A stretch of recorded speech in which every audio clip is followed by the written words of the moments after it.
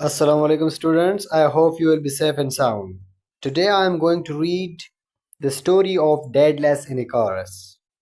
Many hundreds of years ago, there was a king called Manos. He was the ruler of an island called Crete, which lies in the south of Greece and Europe. King Manos was not only wise but just. He ruled his country with a firm hand, but he was fair. When the Greeks ventured to Crete, they were most impressed with this monarch and came to admire him greatly. How wise he is, they proclaimed. And in time the king himself came to believe this. He felt he was not only the wisest king in the world, but also the wisest of all men. It came to pass that King Manos heard about one of his subjects. The man's name was Daedalus, and indeed he was knowledgeable in diverse ways.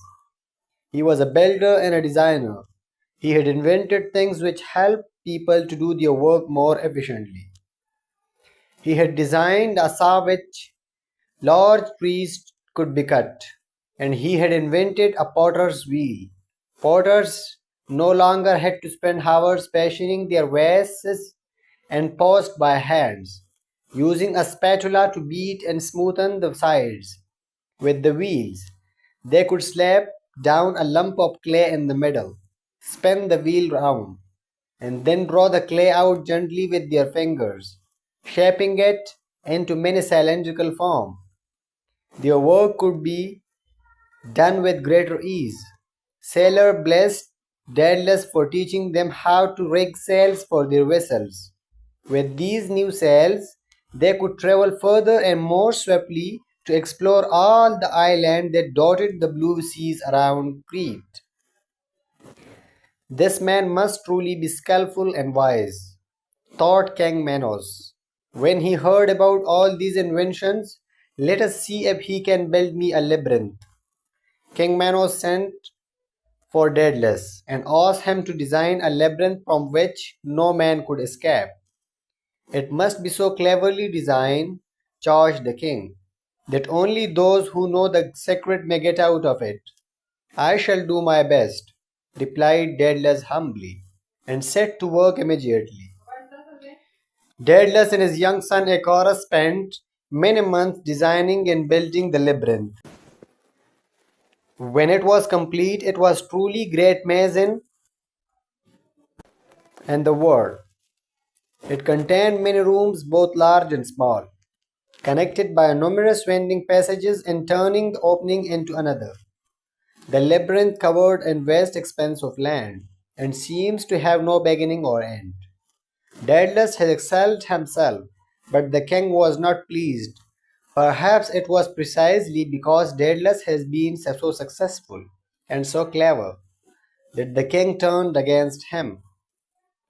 Daedalus and Icarus were shut up in a tower at one end of the island, and there they stayed, looking out sea each day, lamenting their lost freedom. There was little means of escape from the tower and certainly no way off the island. The king had posted guards at every turn, and every ship traveling to and from the island was watched carefully. King Minos controlled the hands in the sea, said Daedalus to his son one day. Even if we can break out of this prison, we shall not be able to escape from the island. Certainly not by land or by sea, father, said Icarus, gazing out of the window at a girl swooping over the bay. But perhaps we can try to do so through the air. I wish we had wings like those girls. Then we could simply fly away.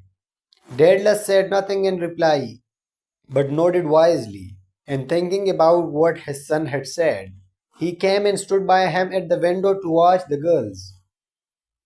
Later that day, Daedalus and Icarus found a way out of the tower. Come with me, my son, said Daedalus. We have much work to do if we are to be truly free. When they had emerged from the prison cell and had descended the tower, Daedalus sent Icarus to work. We shall make ourselves wings, he said. and with them we shall leave the island. It's only our solution. But how we are to make wings?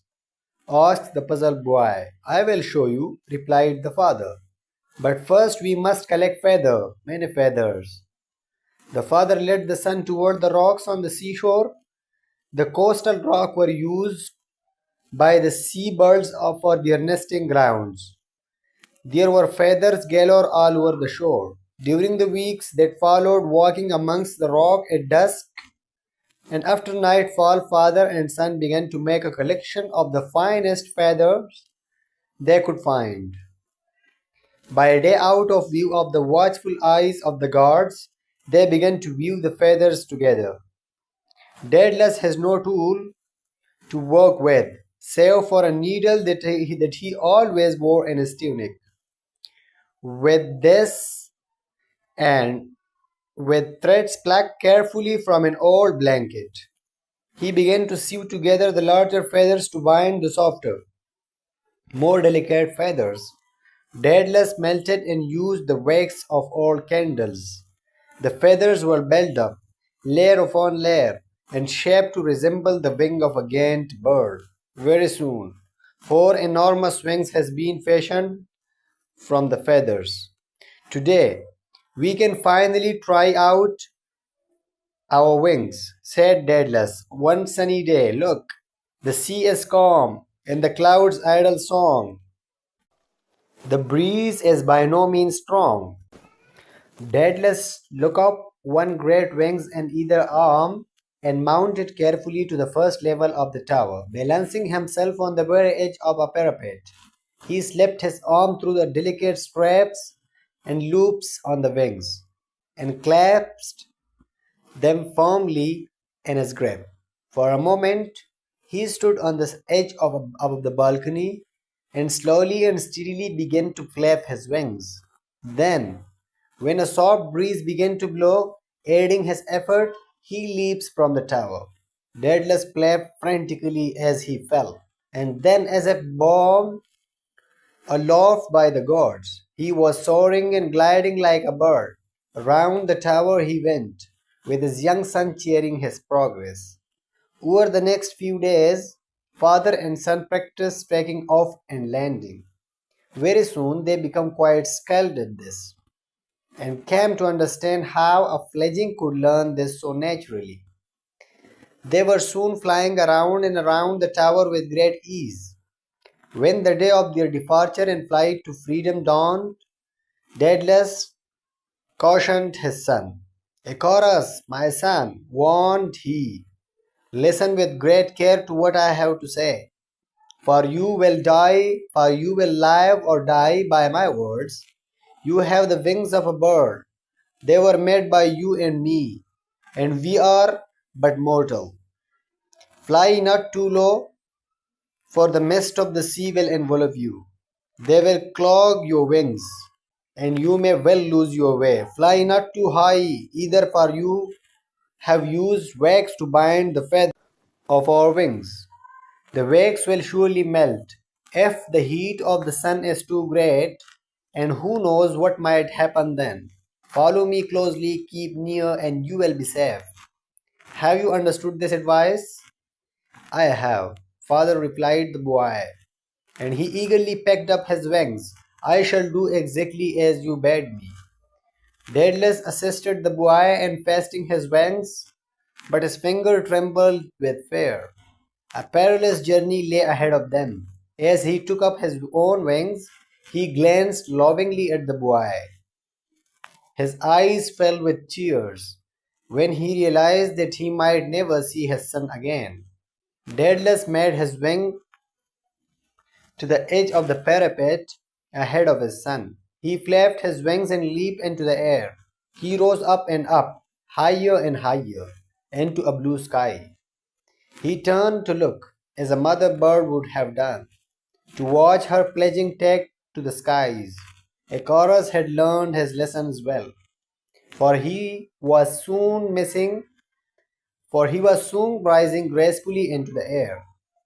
Daedalus heaved a great sigh of relief as the boy gained height and followed his path. Father and son were soon soaring over the field of the island. Far down below them, they could see the flockman and shepherd stop in their work to gaze, marvel at these strange winged creatures of the air. Father and son flew on, further and further, that till they were over the sea. Deadless chuckled, and he winked over the blue waters and watched the ship far below. King Manos cannot stop us now, my son, he cried in joy and turned to ascertain the position of his son. But Icarus was nowhere to be seen.